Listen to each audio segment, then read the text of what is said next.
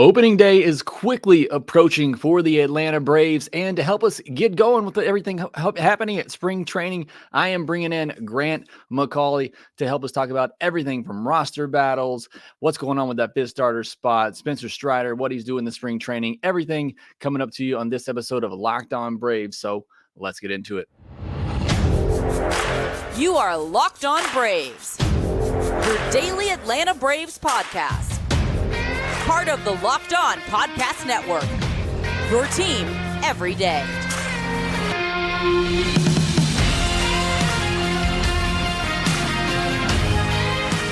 Hey, and welcome back to Locked On Braves, part of Locked On Sports Atlanta, where we cover your favorite Atlanta sports teams each and every day. I am your host, Jake Mastriani. You can follow me on social media at ShortstopBall. Make sure you check out the podcast at LockedOn_Braves. Send in any comments, questions, or feedback you have for the podcast. If you're new and watching on YouTube, hit that subscribe button. Trying to get to 10K by opening day. We're at around 9,500 right now, so a little over 500 away. So if you haven't already, hit that subscribe button. If you have, you can help me get there by hitting the thumbs up button on this video. If you're listening on the audio version, thank you so much for your support as well. Please continue to do so. Leave me a 5-star review if you would. And thank you for all the support you give me here at Locked On Braves. Got a fun episode today. Grant McAuley coming back, joining me on the podcast. We're going to break down everything happening in spring training as we're just a little over 2 weeks away from opening day. So looking forward to my conversation with him. Before we do that, today's episode is brought to you by Gametime. Download the Gametime app, create an account, and use code LOCKEDON for $20 off your first purchase. All right, Grant, bringing you in here. Excited to talk to you. I haven't really spoken with you too much since spring training. I know you were down there for a while, so glad to have you on and glad to get some of your thoughts on what's happening at spring training. So we'll just start there. When you were there and what you're hearing from the team, what's the vibe been like since coming in? Obviously, early spring training, everybody was talking World Series or bust. What's kind of been your talk away, just the mentality of the club right now? I mean, that's definitely the mentality. I think that there's a confidence that comes with a club that's done as much winning as the Braves have done, but I think that there's a little bit of a chip on the collective shoulder of this team as well. And I think the AJ Minter was the first one we talked to that said World Series or bust. And I got to catch up with him a little bit later and talk with him at length, had him on my show from the Diamond. And, you know, really with AJ, and I think it kind of goes to a man, it's whether or not you were with that team a year ago or just walking into the clubhouse this spring, everybody knows that they had a chance to do something special and they have another chance to do it again this year. And that's what they're trying to do, is to set that goal right out in front of them and work hard every day towards it. And then, of course, solve whatever the October riddle is. I don't know if it's the time off or some other thing that, you know, we've talked about a lot here on your show, on my show, on every other show, I think, that's talked about the Braves in October.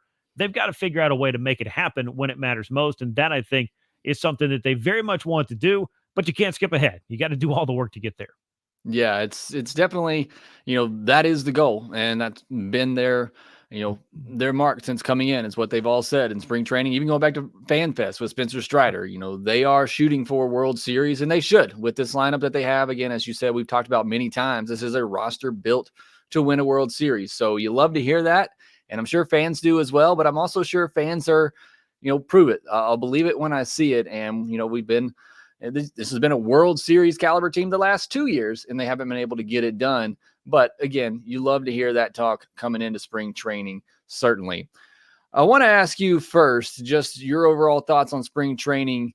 Has anybody surprised you? There's obviously the knowns out there, Spencer Strider, what he's doing, introducing new pitch or shapes of a pitch, whatever he is doing, it has certainly been very effective. But anybody else that maybe has just really surprised you that you weren't really focused on coming into spring training?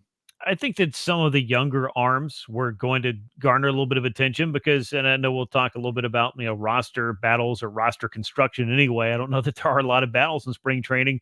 It's one of the least intriguing on that front. I mean, if you're hardcore into Braves baseball and you're curious about who's going to be on the 26th for opening day, well, then yes, you're going to be intrigued. You're going to be interested, but there are not as many big question marks. So I think getting a look at Hurston Waldrop, that was pretty exciting. I think AJ Smith-Shawver also showed the Braves some good things this spring. But I also wanted to see, how Chris Sale was going to fit in with this group. And that was a big talking point early on as well, is what does he bring? A healthy Chris Sale on the field is going to bring an awful lot. But I think behind the scenes and even just kind of along with what he does every fifth day, that kind of competitive drive, maybe a fire to add to this team, just throw another log on the collective fire, if you will. So I think that just coming in, seeing guys get back to work, hoping that there's going to be, fingers crossed, a healthy group that heads north to Philadelphia to get things started in a couple of weeks.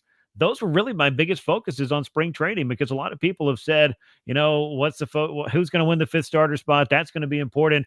Who's this, that, the other, what's Jared Kelenic going to do this year? There are some question marks, I guess, for this club, but not the big type of storylines that a lot of other teams are trying to figure out who exactly is going to get, important at bats or big innings, that kind of thing. It's just seeing these guys be healthy. That's the number one thing I wanted to take away from the spring. We still got a ways to go. The Ronald Acuña Jr. knee thing, which we can get into later, certainly gave everybody a moment to kind of hold their collective breath, but it seems like things are all good on that front as well. So that was just as much as anything. I just wanted to see what this club looked like with the experience that they've had in the last couple of Octobers, maybe steering them in a direction to be even more motivated as they come into 2024. Yeah, I mean, it's kind of a boring spring training. Obviously, you look at it from a Brave standpoint in a good way. I mean, pretty much everything is locked up. As you said, there's not too many battles. Obviously, we're fans. This is a podcast that comes out every day. If you're listening to this, you want to know who's got that fifth starter job, who's got that last bench spot. But there's just really not a ton for this Braves team. Like I said, the only real big news in spring training has been the little Ronald Acuña Jr. scare, which hopefully we are past at this point. Hasn't been back in a game yet as we're recording this on Tuesday night, but everything seems to be pointing in the right direction. You touched on Chris Sale. That's kind of where I wanted to go next. You hear everything about Chris Sale, since he's come over here, and just that fire and that enthusiasm that he has. Going to talk about that on Tuesday's show, just the level of urgency. If there's one thing I would like to see from this Braves team going into the postseason, I don't have the magic answer for what they need to do differently, but I think there needs to be a little bit more fire, maybe a little bit more urgency. And I think somebody like Chris Sale, again, everything we've heard so far through spring training come over, I think he can give you a little bit of that edge. He certainly can, and it doesn't hurt to have somebody with his pedigree available to you in October to throw important innings, because I think he would very much like to get back there after the last 5 years have been one injury after another, a lot of rehab, a lot of recovery, finally back on the mound on a regular basis, or pretty much in 2023, 20 starts, 100 innings. Those may not sound like big goals, but when you've really struggled to get to that collectively over the previous 3 or 4 years, you'll take what you can get. But I think that Chris Sale has shown us thus far in his handful of outings that there seems to be plenty of tread on the tire. Clearly, the Braves, by extending him, believe that he can be a building block for what they want to do over the course of not just this year, but a couple of years to come after that. And I do think that everyone kind of likes bringing in, these competitive and fiery guys, folks that they have looked at from afar and seen what they're capable of. There's an excitement, I think, that injects into that team and is very much a measurable for them. We may not see it on the outside, but they can certainly notice. A lot of different guys said that, Alex Anthopoulos has found ways to make this club better. Now, is it going to guarantee any wins at any particular time of the year? No, I don't think that it is, but you never know what can happen. You just have to get there. The Braves proved that in 2021 in the best possible way. And the last couple of Octobers has kind of been the flip side of that coin. You can have big aspirations and end up going home in your very first playoff series. The Braves, I think, would like to get back to more of that winning that they were doing in 2021. And Chris Sale, I think, is excited to be on a club like Atlanta with World Series aspirations, both for himself and collectively, and the belief all together, man to man, from what we've heard throughout the course of the early going in spring training and now getting these games going, that they can get there. They've got the club to get there, the depth to get there, the talent to get there. They just have to be able to cash it all in when it, again, matters most. Absolutely. And that's what we're hoping Chris Sale is going to do. Like I said, he's my biggest X factor coming into this season, just because it's something they didn't have last year. And again, not just that fire and enthusiasm that he plays with. He's also a really, really good pitcher when he's healthy and on the mound. And I think that talent is certainly going to help give the Braves another ace in the hole, if you will, when, it hopefully comes postseason time and he's healthy and ready to go. Next, I want to get into some of the coaching changes and maybe what we've seen there so far in spring training. Obviously, hard to really tell early on here. We want to talk about that, get into some of these position battles. We'll discuss all of that here next. Conference tournaments are here, which means the biggest moments in college basketball are getting closer as well. Be a part of the action on PrizePicks for both men's and women's college basketball. PrizePicks offers injury insurance. So that means if your entries stay in play, even if one of your players gets injured. For basketball games, if you have a player who exited in the first half and does not return for the second, that player projection just goes away and it doesn't count towards your entry, and your entry stays alive. PrizePicks also offers weekly promotions that can lead to big payouts like Taco Tuesday. Each Tuesday, PrizePicks discounts select player projections up to 25% to provide even more value. They have over-unders on spring training games as well. Grant, if you want to get in on some spring training action, if you are feeling that lucky, you can do so over on PrizePicks. They also have player over-unders projections already out there as well. You can get in all of that over on PrizePicks as well. And it's really just that simple. Pick 2 to 6 player projections or a group of 2 to 6 players. Decide if you think they'll go over or under on certain stacks like points, blocks, assists for basketball, obviously hits, home runs, strikeouts, and others for baseball. Just download the app today and use code LOCKEDONMLB for a first deposit match up to $100. Again, download the app today and use code LOCKEDONMLB for a first deposit match of $100. Pick more, pick less. It's that easy. I want to remind you that Locked On's launched the first ever national sports 24/7 streaming channel on YouTube, and now it's also available on Amazon Fire TV in the free Fire TV channels apps. Make sure you go over there and subscribe to that. Tomorrow, we will talk about, or I will give you my opening day roster predictions. Like I said, we'll just a little over 2 weeks to go, or we will be 2 weeks at that point, and then Friday we'll have our mailbag episode. Let's jump back into our conversation with Grant McAuley. And I apologize, I didn't introduce Grant at the top. I don't know that you need much introduction on this podcast at this point, but you can find Grant pretty much everywhere. 92.9 The Game from the Diamond podcast that he has. He also hosts the Battery Power podcast as well over there. He's on 11 Alive Sports, MDJ Online. Grant, is there anywhere else they can find you? Did I miss everything? I know you're all over the place. No, I think we've got our YouTube thing, Braves Postcast. Obviously, we're excited to do a lot of that this year. BPTV as part of Battery Power, Married to Daily Journal, 92.9 The Game. That's a pretty good checklist thus far. I don't know if I can really add much else, but I'm happy to make the time to get a little spring training baseball talk in with you tonight.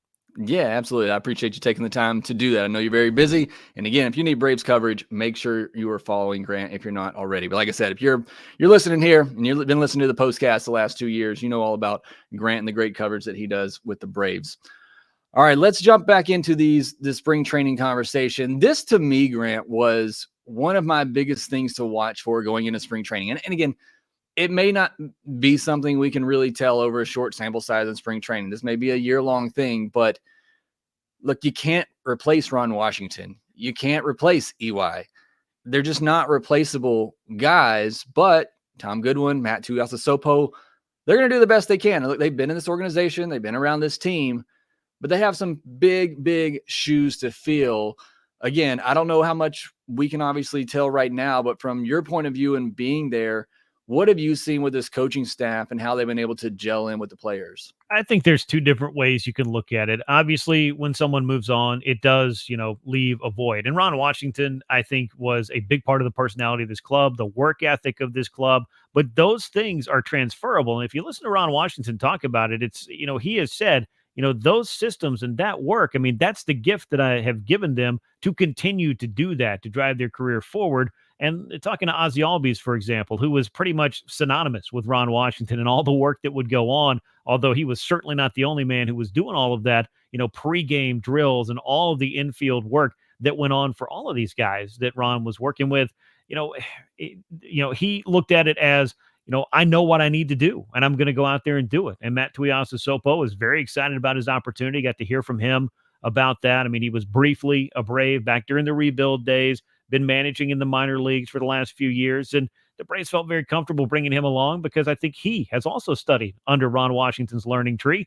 And there's an awful lot to learn there when it comes to that. So I don't think we're going to see a drop off. And I don't think the same I believe the same can be said for what Tom Goodwin can bring to this club as well, because identifying candidates that can come in and match the culture and the character and the work ethic and the experience needed to take these jobs, I don't want to sell anybody short. It may be different, but I think a lot of it is going to look the same because a tone was set and this team bought into that tone, in the leaner years when Ron Washington came along. And I think it's one big part of the collective success that they have now is that they are big on the details. And I don't think that that's going to fall off even with the changes, some new faces to learn. And, that's, I think it's kind of part of a coaching staff as well, is that, they come in, you don't know a lot about them, and then they kind of stay around for a while. And all of a sudden you might have a new fan favorite on your hands. You just don't know, but you just have to kind of give guys the opportunity to come in and establish their own way of doing things, their own personality. But a lot of it is going to be built from what the Braves as a team and as a coaching staff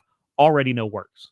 Yeah, the great points there. I mean, the coaching side of it, I mean, Ron Washington, Eric Young, obviously great coaches, but that, as you said, is somewhat transferable. The work ethic, effort, and all of that, it's the personalities. There's just not another Ron Washington like that, and that's certainly going to be missed in the clubhouse, the comments that he gives you. But yeah, certainly looking forward to seeing what Matt and Tom can do with these guys and players, and that's, again, something that will develop over time. I don't think it's anything that's going to be answered in spring training, but good to hear your thoughts on the coaching staff, the new coaches there.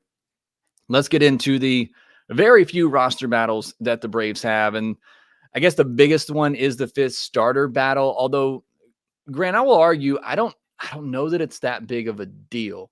And reason being is whoever doesn't get this job, I guess if you could say if Ronaldo Lopez doesn't get it, maybe he doesn't get a ton of opportunities because he may just go to the bullpen. Mm-hmm.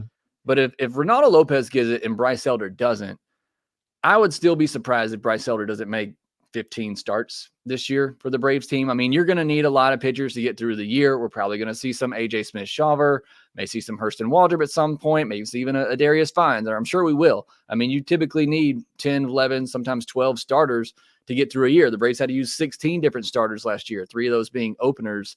So while it's a big deal in spring training to talk about it, who's going to win it out of camp, I don't know that it's that big of a deal in the long run. But putting that aside, it does seem to be down to Ronaldo Lopez and Bryce Elder. Obviously, we're recording this on Tuesday, so by the time it airs on Wednesday night, Elder will have had his next start.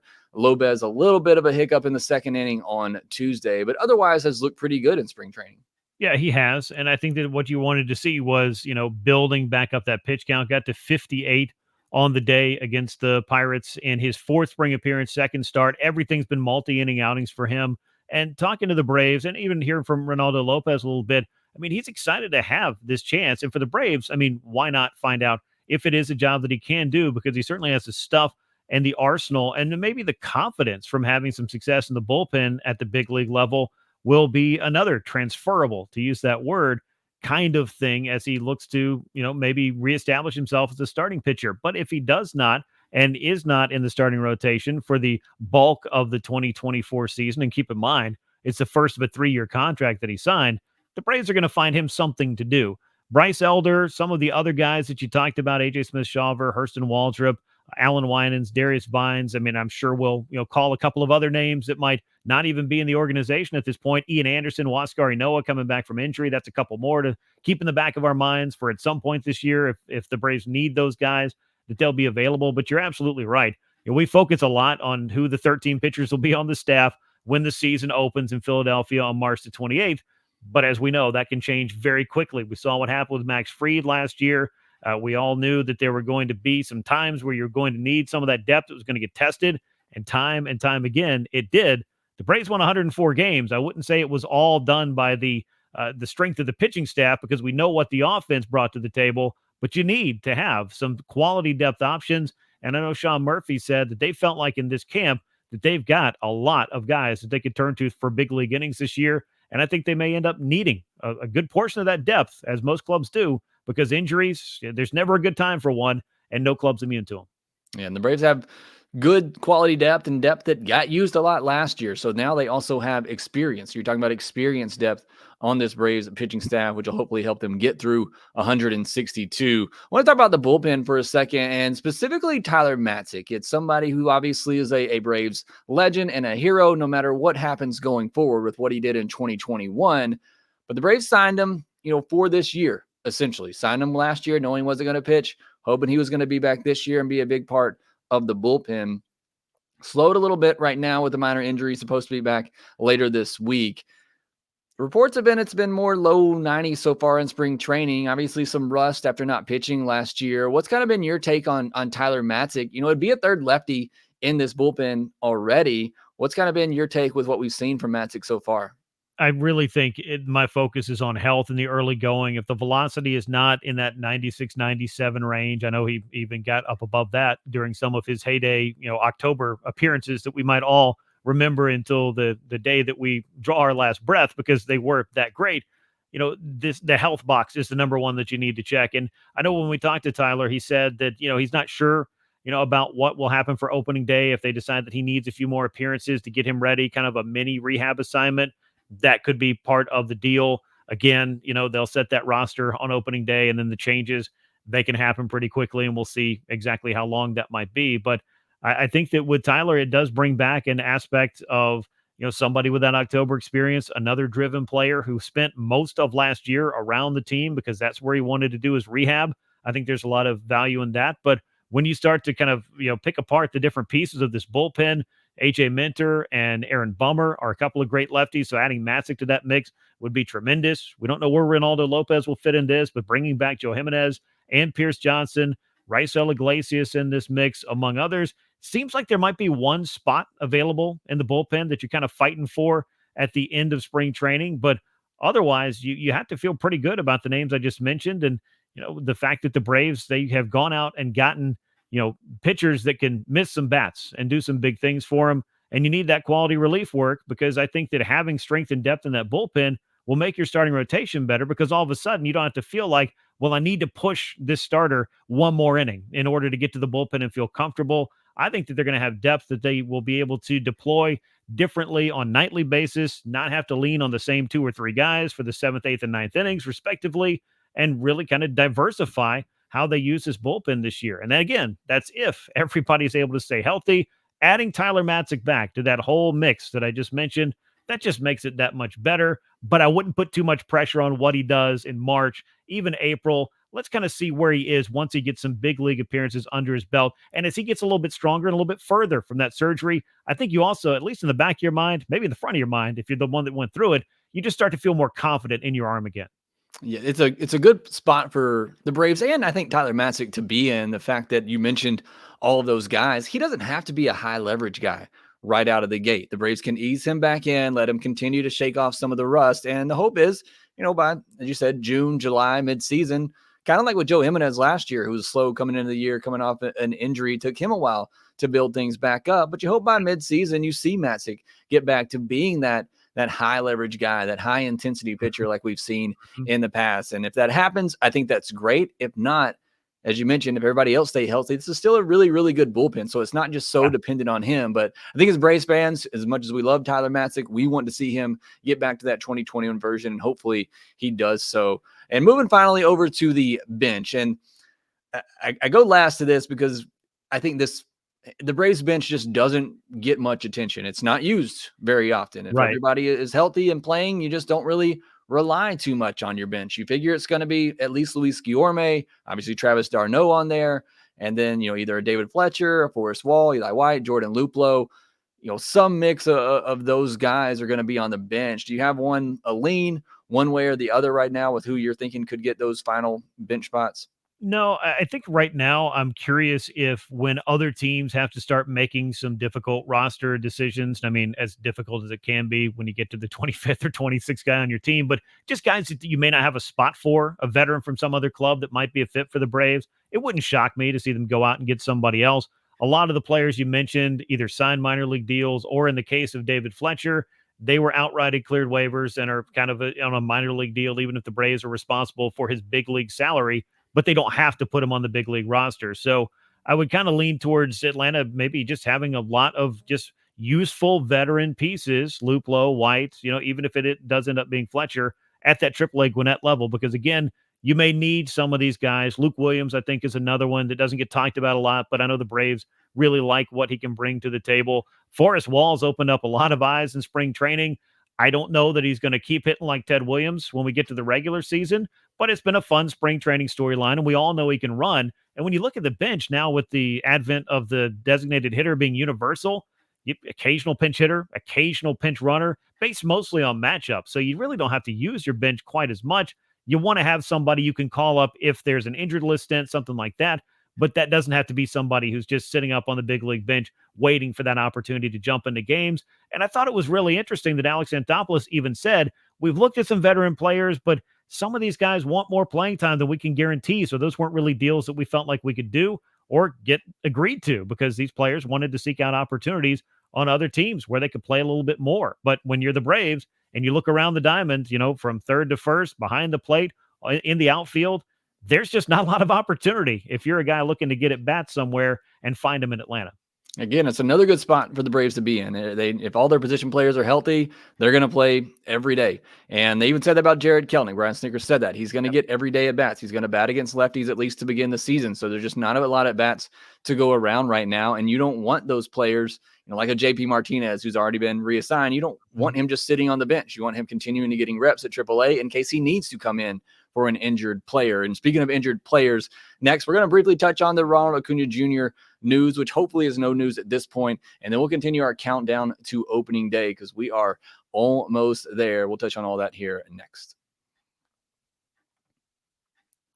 You shouldn't have to worry when you buy tickets to your next big event. You don't have to when you use Gametime. Gametime is the fast and easy way to buy tickets for all the sports, music, comedy, and theater events near you. With killer last-minute deals, all-in prices, used from your seat, and their best price guarantee, Gametime takes the guesswork out of buying tickets. Gametime is the only ticketing app that gives you complete peace of mind with your purchase. You can see the view from your seat right there in the app. I don't ever buy a ticket to an event anymore without knowing what the view from my seat looks like. They also have all-in prices, which I appreciate. I hate when you go to checkout, Grant, and all of a sudden they throw in all these fees and the price goes up and you weren't expecting it. They don't do that over at Gametime. They give you all-in prices up front. Gametime has deals on tickets right up to the start of the event, even an hour after it starts. You've missed the first inning, Gametime has tickets available for you. Find exclusive flash deals as well, sponsored deals. And again, the Gametime guarantee means you'll always get the best price. If you find tickets in the same section and row for less, Gametime will credit you 110% of the difference.